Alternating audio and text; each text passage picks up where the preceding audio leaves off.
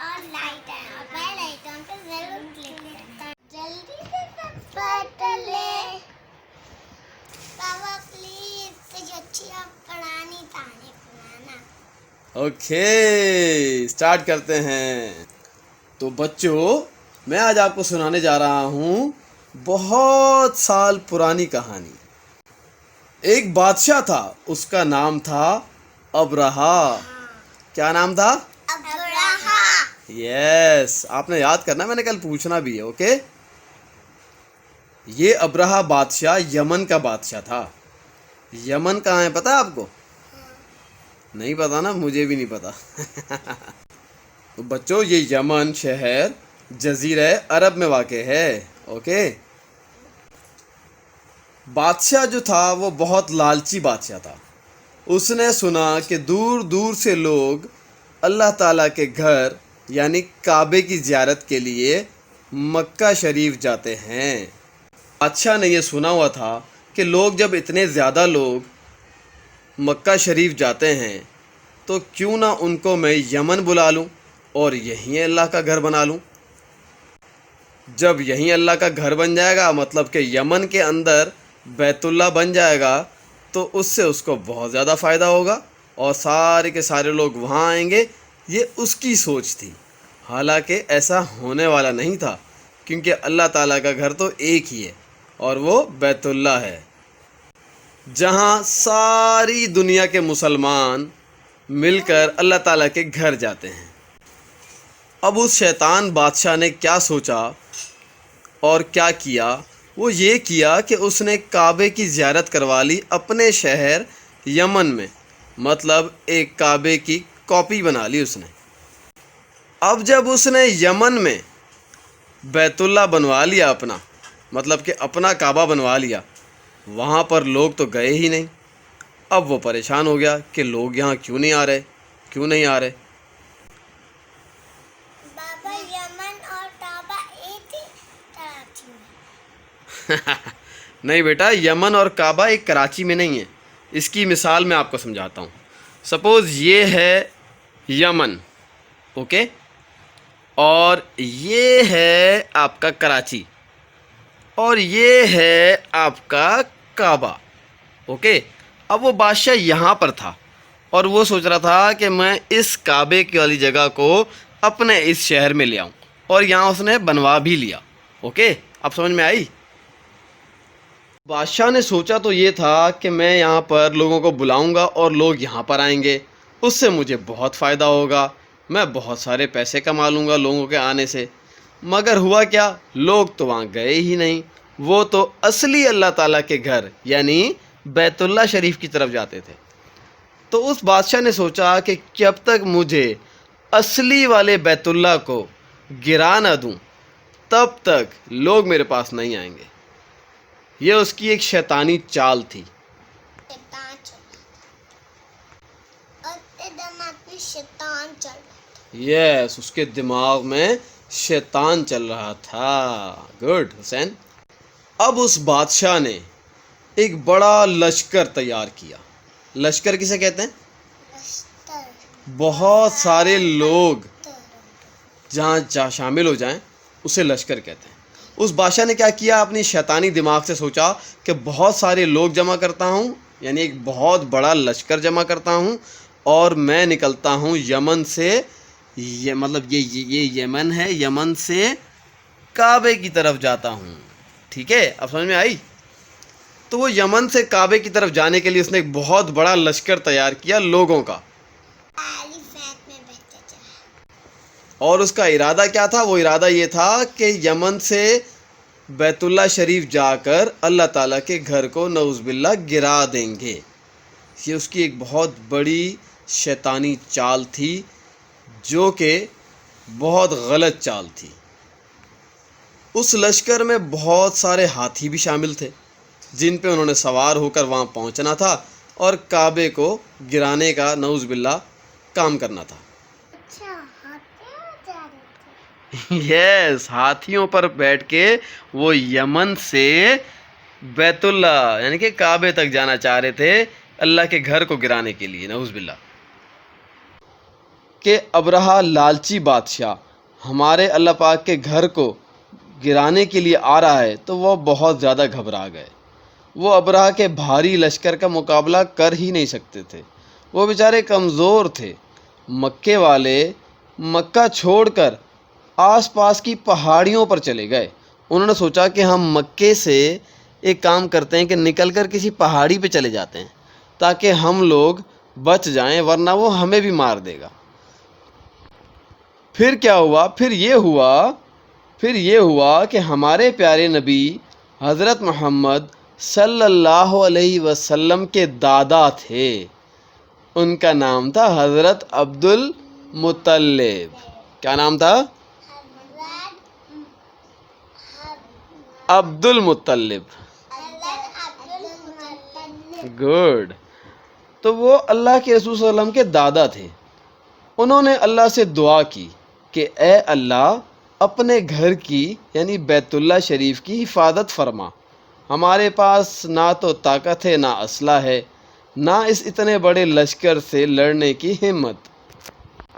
اور انہوں نے دعا کی کہ یا اللہ اگر آپ نے اپنے گھر کی حفاظت نہ کی تو کل یہاں آپ کے گھر میں کوئی بھی نہیں آ سکے گا، لہذا آپ اس گھر کی حفاظت فرمائیں تاکہ مسلمان یہاں آپ کے گھر میں آ کر آپ کی عبادت کر سکیں۔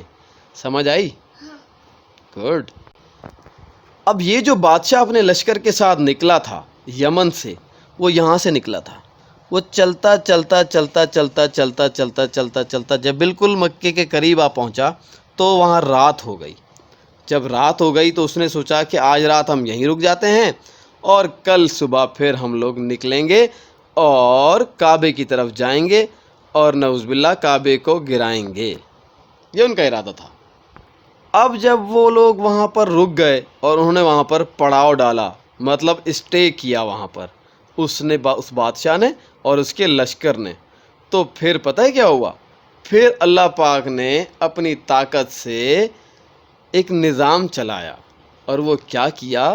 اللہ پاک نے بہت سارے ہزاروں لاکھوں پرندوں کو بھیج دیا۔ ان کا نام تھا ابابیل۔ کیا نام تھا؟ یس، میں کل پوچھوں گا آپ سے کہ وہ کون سا پرندہ تھا جو یہ آیا تھا، ٹھیک ہے؟ تو آپ نے نام بتانا ہے۔ تو اللہ پاک نے بہت سارے لاکھوں پرندوں کو بھیج دیا، اور وہ لاکھوں پرندے کون تھے؟ ابابیل تھے۔ تو ان پرندوں کی چونچ میں اور ان کے جو ہاتھ اور پنجے ہوتے ہیں ان میں اللہ تعالیٰ نے کنکریاں دے دی تھیں کہ یہ جاؤ اور اس پورے لشکر کے اوپر بارش کے قطروں کی طرح ان کے اوپر یہ سارے کے سارے جو کنکر ہیں ان کو گرانا شروع کر دو، ان کو گولی کی طرح مارنا شروع کر دو۔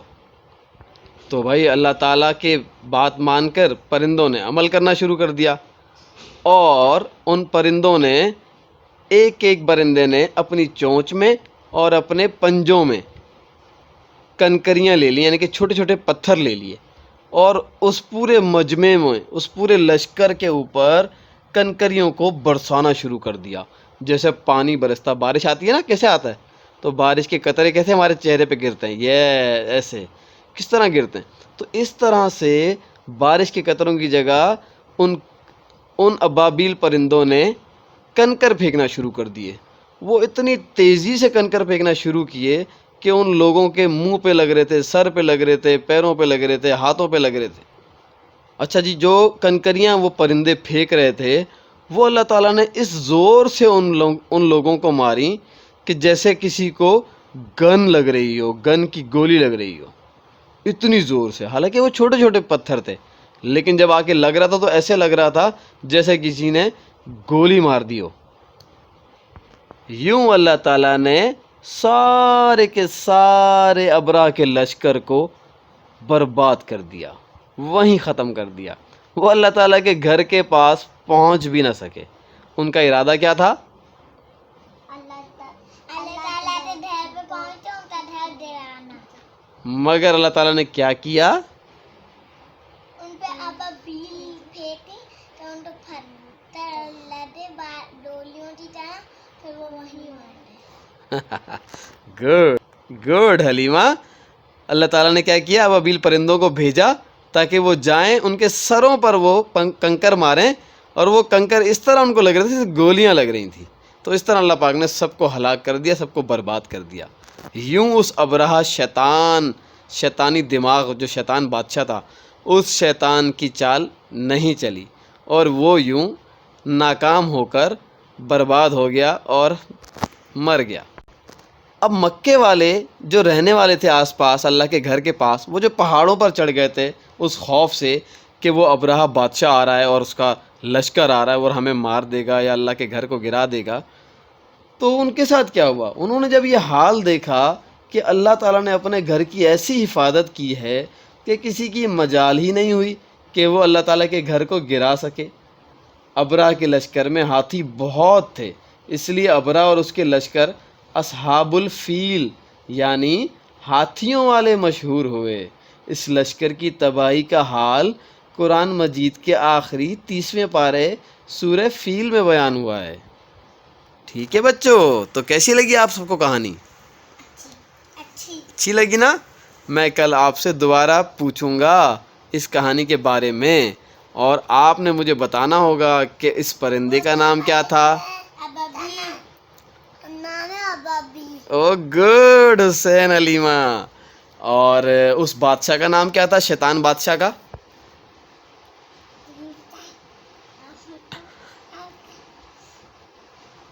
سوچو سوچو سوچو. کسی اور بچے کو یاد ہے تو کامنٹ باکس میں ضرور بتائیں.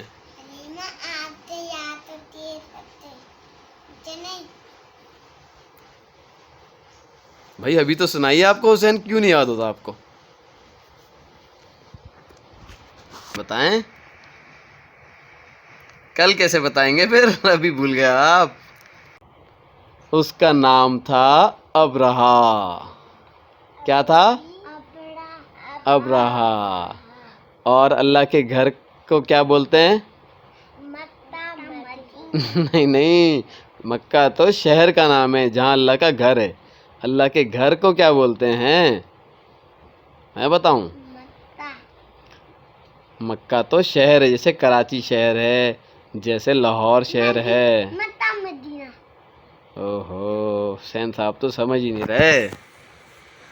اس اللہ کے گھر کو کہتے ہیں بیت اللہ، یعنی اللہ کا گھر. ٹھیک ہے؟ اور کہتے ہیں کعبہ. ٹھیک ہے؟ تو چلو بچوں، اب سونے کا ٹائم ہو گیا. حسین علیمہ، اب کل میں آپ کو ایک اور اسٹوری سناؤں گا، بہت ہی انٹرسٹنگ اور مزیدار. اوکے؟ اگر آپ کو ہماری ویڈیو اچھی لگی تو ہماری ویڈیو کو لائک کریں، شیئر کریں اور بیل آئیکن پہ ضرور کلک کریں. ٹاٹا.